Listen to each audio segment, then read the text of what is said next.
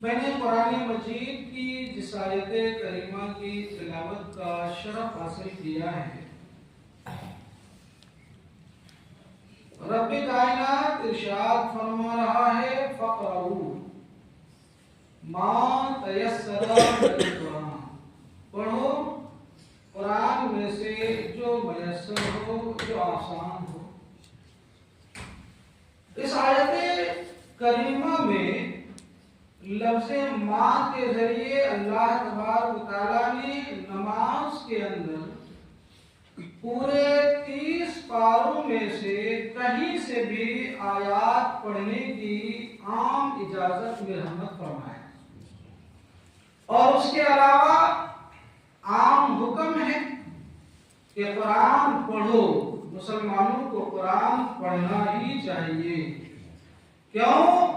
اس لیے کہ یہ لا ریب کتاب جسے خالق کے دو عالم نے نازل فرمایا اور سارے نبیوں کے امام جناب محمد رسول اللہ صلی اللہ علیہ وسلم پر نازل فرمایا۔ یہ کتاب کتاب مبین اور کتاب ہدایت ہے۔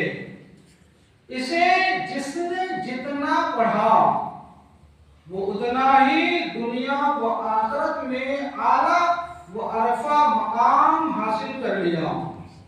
اسے جس نے جتنا اپنے قریب کیا، اس کتاب مبین و ہدایت نے اس انسان کو اس کے رب سے اتنا ہی قریب کر دیا۔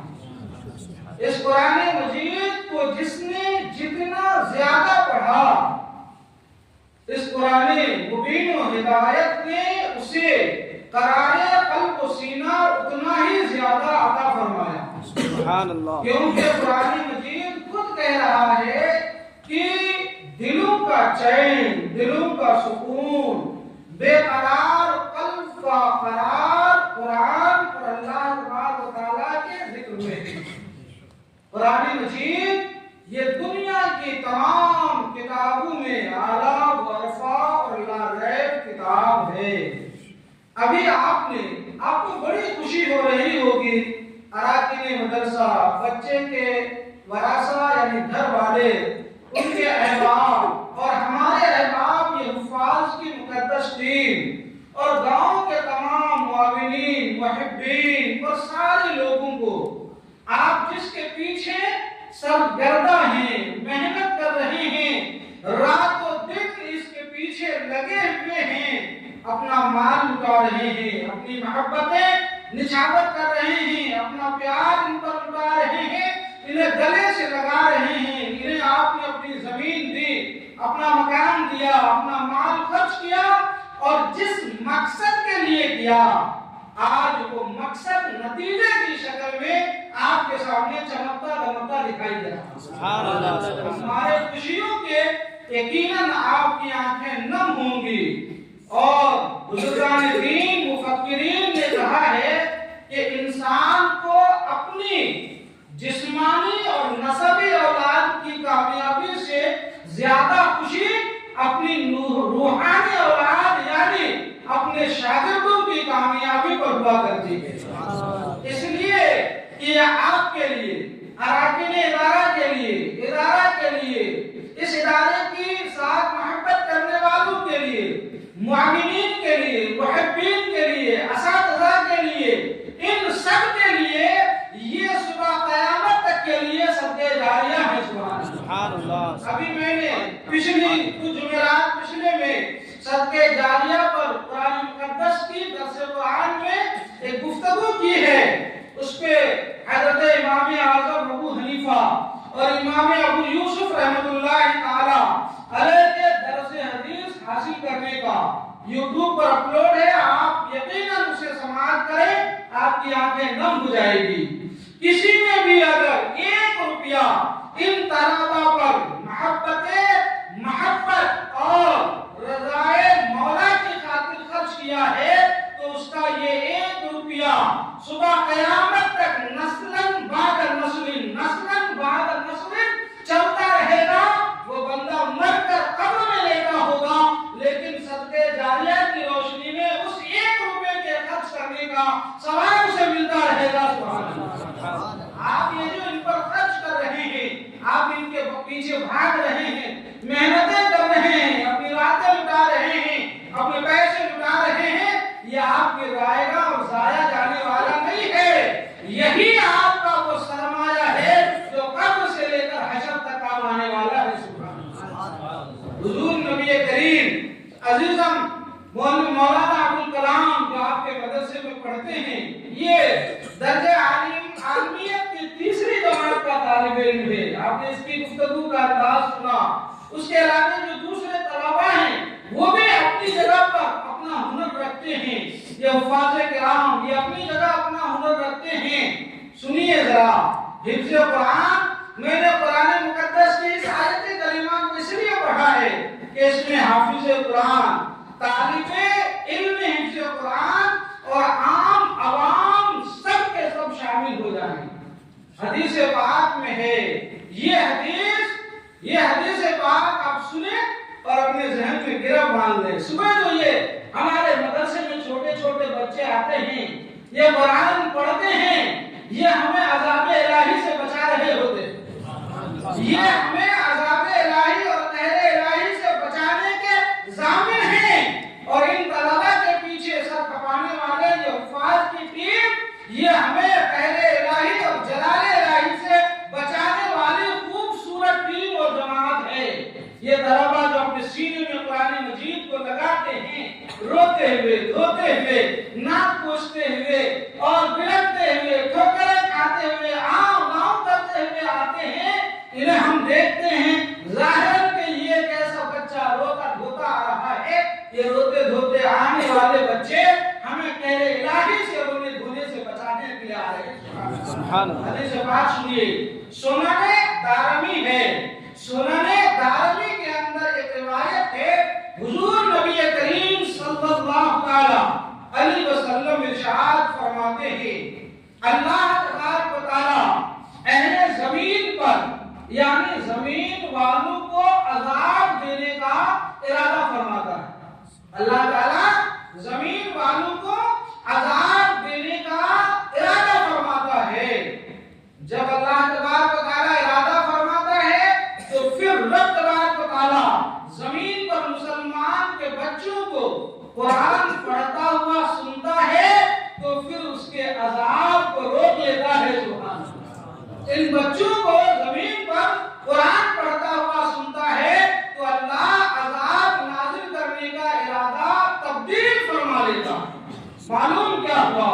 یہ ہمارے اور آپ کے گھر کے بچے جو روتے دھوتے صبح مدرسے آتے ہیں، یہ بچے قرآن پڑھ رہے ہوتے ہیں اور رب کے قہر الہی سے ہمیں بچا رہے ہوتے ہیں. اور یہ حدیث پاک میں سناؤں، یہ تمام حفاظ کرام کے لیے ہے اور ان طلباء کے لیے خاص کر بطور نصیحت کے ہے. آپ نے یہ حدیثیں بہت سنی. حافظوں کے والدین کو بروز قیامت اللہ تبارک و تعالی تاج زربی سے نوازے گا. لیکن میرے دوستو عزیزو اور میرے ساتھیوں حفاظ کرام، آپ نے حدیث پاک کے متن کا ہر پہلو یاد رکھنا ہے اگر اپنے والدین کو روز قیامت تاج زربی سے انہیں سرفراز کروانا ہے. حدیث کیا ہے؟ حضور نبی کریم صلی اللہ علیہ وسلم ارشاد فرماتے ہیں، جس نے قرآن پڑھا، قرآن سیکھا اور قرآن سکھایا اور جو کچھ اس میں ہے اس پر عمل کیا. یہ بہت بھاری جملہ ہے حدیث پاک کے متن کا، جس پر غور کرنے کی ضرورت ہے. فارغ ہونے والے عزیز طلباء، آپ کان کھول کر سنیں اور دل میں گرہ لگا لیں. حضور نے فرمایا قرآن سیکھا، سکھایا اور جو کچھ قرآن میں ہے اس پر عمل کیا. تب ان حافظ قرآن کے والدین کو بروز قیامت اللہ تبارک و تعالی ایک ایسا تاج عطا فرمائے گا جس کی چمک سورج کی روشنی کی طرح ہوگی. اور سے دو ہلے عام طور سے لوگ سمجھتے نہیں ہیں. ہلے کا معنی ہوتا ہے جنتی لباس. انہیں دو جنتی لباس دیا جائے گا تو وہ حافظ قرآن کے والدین پوچھیں گے مولا ہمیں یہ کس لیے دیا گیا، ہمیں یہ کس لیے دیا گیا؟ تو رب فرمائے گا کہ یہ اس لیے دیا گیا کہ تمہاری اولاد حافظ قرآن ہے، سبحان اللہ، اس کے بدلے میں اب سنیے جو کچھ اس میں ہے اس پر عمل کیا۔ تو قرآن میں کیا ہے؟ قرآن میں کچھ اوامر ہے اور کچھ قرآن میں منہیات ہے، یعنی انسان حتی الوسع اور حتی الامکان و حتی المقدور حافظ قرآن اور دیگر تمام لوگوں پر یہ لازم اور ضروری ہے کہ وہ اوامر الہی پر عمل کرے اور منہیات الہی سے اپنے آپ کو بچائے رکھے۔ اوامر الہی کیا ہے؟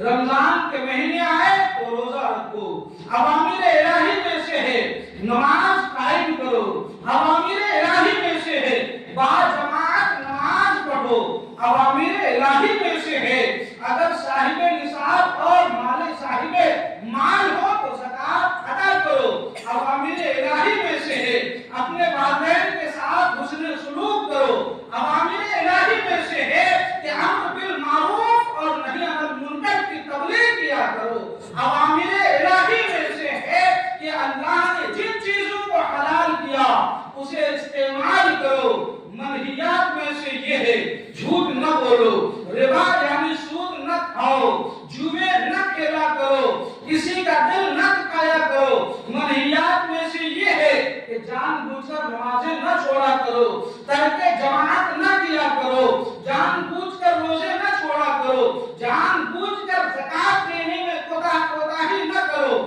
اپنے ماں باپ کی شان میں گستاخیاں نہ کرو، اور جو ہے بڑوں کے ساتھ حسن سلوک کرو، بدسلوکی نہ کیا کرو، اور بہت ساری چیزیں منہیات میں ہے۔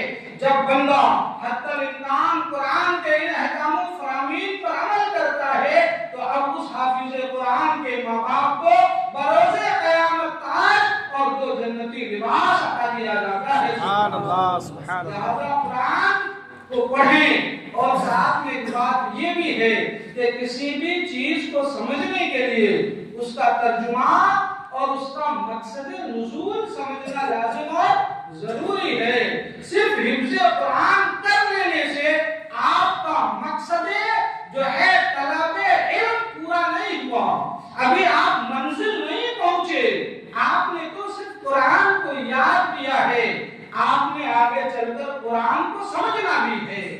قرآن جب آپ سمجھیں گے تو قرآن کی روشنی میں اپنے حلقہ ارادت میں، اپنے محلے اور معاشرے کے لوگوں میں، اپنے گھر والوں کو، اپنے رشتہ داروں کو، اپنے احباب کو، جہاں کہیں بھی آپ کا وجود ہوگا، جہاں آپ رہیں گے، قرآن کی روشنی میں اپنے گرد و نواح میں قرآن کے تعلیمات کی شمع کو روشن کر کے اس علاقے کو آپ منور اور روشن کر دیں گے، اور آپ سے لوگ جو ہے درس ہدایت حاصل کریں گے۔ لہذا قرآن پر عمل کرنے کے لیے، قرآن کے منہج پر، اس کے راستے پر چلنے کے لیے قرآن کو سمجھنا ضروری ہے، اور قرآن کو سمجھنے کے لیے جو ہے عربی قانون کی جو کتابیں ہیں آپ کو صرف پڑھنے کی ضرورت ہے، نحو پڑھنے کی ضرورت ہے، بیان پڑھنے کی ضرورت ہے، علم معنی پڑھنے کی ضرورت ہے، علم بلاغت پڑھنے کی ضرورت ہے، علم لغت پڑھنے کی ضرورت ہے، منطق و فلسفہ جاننے کی ضرورت ہے، تفسیر جاننے کی ضرورت ہے، اور تمام عربی کلمے کو سمجھنے کی اپنے اندر صلاحیت پیدا کرنے کی ضرورت ہے۔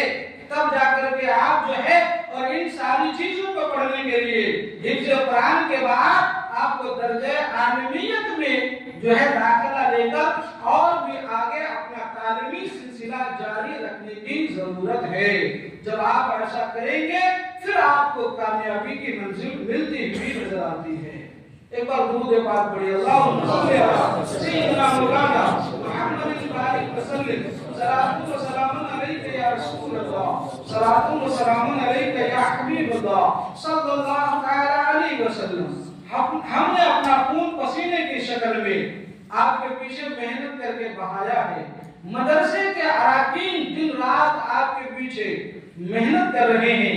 आपके माँ बाप ने आपको आपका खाली वक्त दे दिया, चाहता तो आपका बाप आपको काम पे लगा देता, चाहता तो मजदूरी करने लगा देता, चाहता तो रुपए कमाने के लिए लगा देता, लेकिन उस बंदे ने ऐसा नहीं किया, बल्कि उसने ये समझकर कि आज मैं अपने बेटे को हाफिज कुरान बना देता हूँ, तो अगरचे दुनिया की दौलत और दुनिया का माल हमारे पास न हो, लेकिन क़यामत में हुजूर ने जो अता करने का इरशाद फरमाया है वो ताज ज़मीन और वो जन्नती लिबास तो हमें मिल जाएगा।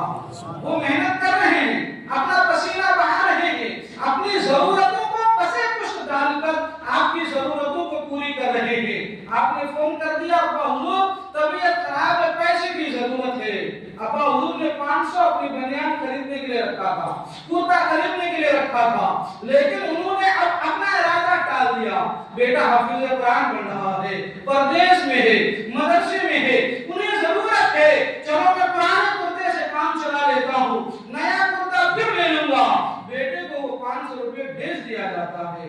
लिहाजा आप पर लाजिम और जरूरी और आप पर यह फर्ज बनता है अजीज तलबा कि अपने माँ बाप के कमाई की मेहनत की गाड़ी कमाई को नाजायज और किसी गलत तरीके में खर्च न करें और उन्हें जाया होने न दें। और अराकीन मदरसा जो आपके पीछे अपना माल खर्च कर रहे हैं, आपके पीछे मेहनत कर रहे हैं, इनकी मेहनतें जाया न हो। पूरा गांव वाला आपसे मोहब्बत कर रहा है, इसकी मोहब्बत जाया न हो, बल्कि इन सब का सिर्फ एक मकसद है कि जब आप हमारे यहाँ से निकलकर दुनिया के किसी गोशे में जाएं तो वहाँ कुरान और हदीस के इल्म की रोशनी से उस गोशे दुनिया को रोशन कर दें। और आपके उस तबलीग और उस काम में सवाब और नेकी में हमारा हिस्सा होना चाहिए, हमारा हिस्सा होना चाहिए। एक बार दुरूद पाक पढ़िए, अल्लाहुम्मा सल्ली अला सय्यिदिना मौलाना मुहम्मदिन वालिद वसल्लम सलातु व सलामुन अलैका या रसूलल्लाह सल्लल्लाहु तआला अलैहि वसल्लम। हदीसें बहुत सारी हैं, वक्त कम है, आप थके भी जाते होंगे। मैं आपको अभी अजीजन ने एक आयत करीमा पढ़ी तो मुझे याद आ गया, ये तफसीर में आपको सुनाऊं, मचल जाएंगे, थोड़ी गुफ्तगू आप सुन लें। व इन्ना लहू लहाफिजून, ये आयत करीमा का एक टुकड़ा है, उससे पहले और भी है, लेकिन इस टुकड़े की जो तफसीर है वो मैं आपको सुनाऊं। हज़रत अल्लामा मुफस्सिर कुरान इमाम कुर्तबी रहमतुल्लाहि तआला अलैह ने तफसीर कुर्तबी जिल्द नंबर 5 और सूरह अल-हिज्र की आयत करीमा गालिबन आयत नंबर 9 है, उसके तहत व इन्ना लहू लहाफिजून के नीचे आप तफसीर में तहरीर फरमाते हैं, तलबा याद कर लें और आप सब भी याद फरमाएं। तहरीर फरमाते हैं कि बादशाह मामून रशीद का ये तरीका था कि वो कभी कभी बड़े बड़े उलमा को बुलाकर, फकीह और मुफ्तियों को बुलाकर बहस और तमहीज किया करता था, मुज़ाकरे किया करता था। तो एक दिन बड़े बड़े उलमा को बुलाया, उनकी दावतें की, उनके नज़र नियाज का इंतजाम किया और जो है बड़े नुक्ते की बातों पर मुज़ाकरे चले, मसाइल पर, फिक़ही मसाइल पर मुज़ाकरे होने लगे। उसी में एक इस्राएली शख्स, यहूदी शख्स जो है बड़ा खुशबूदार जो है लिबास पहनकर, हसीन व जमीन खूबसूरत बन कर वो भी महफिल में आया और महफिल में बैठा। जब उसकी गुफ्तगू की बारी आई तो बड़ा फसाहत और बलागत के साथ बड़ी नुक्ता रस जो है गुफ्तगू की, लोग मुतासिर हो गए, इतने बड़े आलिम थे, वाह। गुफ्तगू हुई, जब महफिल खत्म होने लगी, सारे लोग जाने लगे, तो मामून ने उन्हें रोका और रोक कर कहा कि तुम इस्राएली हो। उनकी भी क्या नजर होगी, क्या नजर होगी, क्या तुम इस्राएली हो? उसने कहा मैं इस्राएली हूँ। क्या तुम्हारे अंदर इल्म बहुत है, तुम मुझे पसंद आए, मैं तुम्हें दावत देता हूँ कि तुम कलमा पढ़कर मुसलमान हो जाओ, तो मैं दादो दहिश की बारिशें करूंगा, तुमका दादो दहिश की बारिशें कर दूंगा और तुम्हें बड़ा ऊंचा मकाम भी दूंगा, तुम मुसलमान हो जाओ। उसने कहा नहीं, मैं अपने बाप दादा का दीन छोड़ने वाला नहीं, मैं अपने बाप दादा के दीन पर रहूंगा। अलगरज को चला गया। अब वो बंदा कहता है 1 साल बाद वही यहूदी, वही इस्राएली, फिर 1 साल बाद उसी मामूल के उलमा के मुज़ाकरे, बहस और तमहीज की मीटिंग में फिर आता है। तो अब जब आता है तो अब वो यहूदी या इस्राएली नहीं, कलमा पढ़कर मुसलमान बनकर आता है। अब वो मुस्लिम आलिम दीन बनकर आता है। अब गुफ्तगू शुरू हुई तो फिक्ही मसाइल पर, दीनी मसाइल पर फसाद और बलागत के साथ इतनी ऊंची गुफ्तगू किया कि अहले महफिल मुतासिर हो गए। जब सारे लोग जाने लगे तो मामून ने रोका, कहा एक चीज बताओ, 1 साल पहले मैंने तुम्हें दावत दी तो तुमने कहा मैं अपने बाप दादा का दीन छोड़ने वाला नहीं, मैं यहूदियत पर रहूंगा, लेकिन आज तुम सुभान अल्लाह मुसलमान बनकर आए हो, बड़ी खुशी की बात है, मरहबा। लेकिन ये तो बताओ कि तुम्हें किस चीज ने मुतासिर किया कि तुम मुसलमान हो गए और इस्लाम कबूल कर लिए? इस्लाम कबूल करने का सबब क्या हुआ? अब सुनिए। अब वो कहते हैं कि मैं बहुत बड़ा खुशनवेश यानी बेहतरीन लिखने वाला कातिब हूँ, मेरा काम ये है कि मैं किताबें लिखकर बेचा करता हूँ। जब मैं तुम्हारे पास से गया और तुमने मुझे दीन की दावत दी तो मैं तहकीकात में लग गया और मैंने कुरान को समझने के लिए, कुरान की अजमत को जानने के लिए मैंने ये किया कि मैंने 3 नुस्खे ज़बूर के लिखे, 3 नुस्खे मैंने तौरात के लिखे और 3 नुस्खे मैंने कुरान के लिखे। और मैंने उसमें ये किया कि तौरात की जो आयतें थी, कहीं से आयत हटाकर मैंने अपनी बात घुसा दी, कहीं से मैंने बढ़ा दिया और कहीं मैंने घटा दिया, यानी उसमें गड़बड़ी कर दी। और गड़बड़ी करने के बाद वो तौरात लिखा और मैं कनीसा में गया, कनीसा में जाकर यहूदियों को दिखाया, ये मैंने तौरात बड़ा खूबसूरत लिखा है। उन्होंने हाथों हाथ मुझसे खरीद लिया। उसके बाद मैंने इंजील ली, ज़बूर ली और उनके मानने वालों के इबादत खानों में गया, उनके राहिबीन ने भी देखा और उसकी हुस्न तहरीर को देखकर फिदा हुआ और हमसे खरीद लिया। अब मैंने जो कुरान लिखा था उसने भी कुछ आयतें आगे पीछे कर दी थी, कुछ छोड़ दिया था। अब एक में मामूली तिजारत करने वाला मुसलमान के पास गया और उससे मैंने कहा कि ये कुरान मैंने लिखा है, तहरीर उम्दा है, बड़ा खूबसूरत लिखा है, इसे तुम मुझसे खरीद लो। उस मामूली, हमारे दौर में ठेला लगाने वाला कहले, मामूली तिजारत करने वाला इंसान ने वो कुरान लिया। लेने के बाद कब तुमने लिखा है? कहा ठीक है खरीदूंगा, लेकिन पहले पढ़ने तो दो। उसने पढ़ना शुरू किया, तो इत्तिफाकन वो हाफिज़ कुरान था और पढ़ता चला गया। अभी एक सूरा पढ़ा होगा कि उसने कुरान मुझे वापस किया, मेरा लिखा हुआ, और कहा कि ये तुमने सही नहीं लिखा, कहीं से तुमने आयतें मिटा दी है और कहीं तुमने ज्यादा कर दिया है।